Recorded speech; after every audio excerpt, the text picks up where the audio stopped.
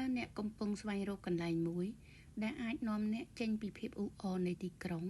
មកស្រូបយកខ្យល់សមុទ្រសម្រាកកាយនិងសប្បាយជាមួយមិត្តភ័ក្តិនិងក្រុមគ្រួសារមែនទេ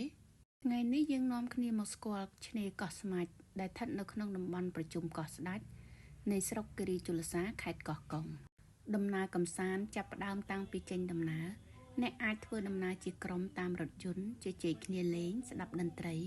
និងច្រៀងលេងជាមួយគ្នាធ្វើឲ្យដំណើរដ៏វែងឆ្ងាយคล้ายជាពេលវេលាដ៏សប្បាយរីករាយនិងពោរពេញដោយសំណើចពេលមកដល់តំបន់កោះស្ដេចយើងបន្តដំណើរតាមទូកឆ្ពោះទៅកាន់កោះស្មាច់ការជិះទូកកាត់ផ្ទៃសមុទ្រទស្សនាទេសភាពកោះតូចៗនិងខ្យល់សមុទ្របក់មកត្រជាក់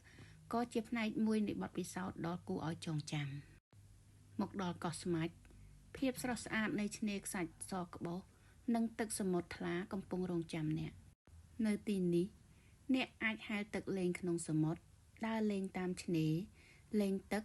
និងថតរូបជាមួយទេសភាពដ៏ស្រស់ស្អាតជុំវិញខ្លួនសម្រាប់អ្នកដែលចូលចិត្តស្វែងរកផលពីសមុទ្រក៏អាចរាវខ្យងរាវលៀសសមុទ្រតាមតំបន់ដែលអាចធ្វើទៅបាននិងស្ទូចត្រីកំសាន្តសកម្មភាពតូចៗទាំងនេះអាចធ្វើឲ្យការមកកោះស្មាច់កាន់តែមានភាពរីករាយនិងមានអនុស្សាវរីយ៍ពិសេសបន្ទាប់ពីលេងទឹកនិងសកម្មភាពផ្សេងៗរួច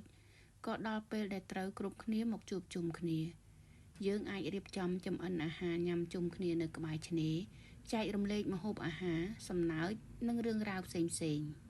ខណៈពេលដែលសំឡេងរលកសមុទ្របក់មកជិតតិចក្លិនម្ហូបកំពុងចម្អិននិងបរិយាកាសធម្មជាតិជួយបង្កើតអារម្មណ៍ស្និទ្ធស្នាលនិងកក់ក្ដៅពេលល្ងាចយើងអាចចាក់តន្ត្រីកំដររាំលេងកម្សាន្ត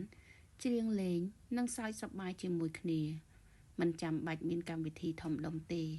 គ្រាន់តែមានមនុស្សដែលយើងស្រឡាញ់និងបរិយាកាសល្អៗ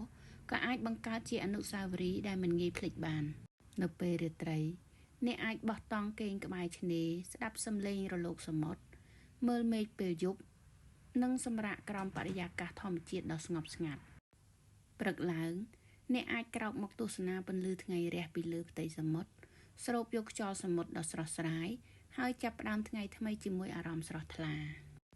នេះហើយគឺជាភាពទាក់ទាញរបស់កោះស្មាច់មិនមែនមានត្រឹមតែឆ្នេរស្អាតនិងទឹកសមុទ្រពណ៌ខៀវប៉ុណ្ណោះទេប៉ុន្តែថែមជាងកន្លែងដែលអាចឲ្យយើងចំណាយពេលជាមួយមនុស្សជាទីស្រឡាញ់សប្បាយជាមួយគ្នានិងបង្កើតអនុស្សាវរីយ៍ដ៏មានតម្លៃដូចនេះប្រសិនបើអ្នកកំពុងគិតរកកន្លែងសម្រាប់ដំណើរកម្សាន្តជាក្រុមកោះស្មាច់អាចជាជម្រើសមួយដែលអ្នកគួរតែសាកល្បងមកកោះស្មាច់មកលេងសមុទ្រមកសម្រាកមកសប្បាយនិងមកបង្កើតអនុស្សាវរីយ៍ល្អៗជាមួយមនុស្សជាទីស្រឡាញ់របស់អ្នក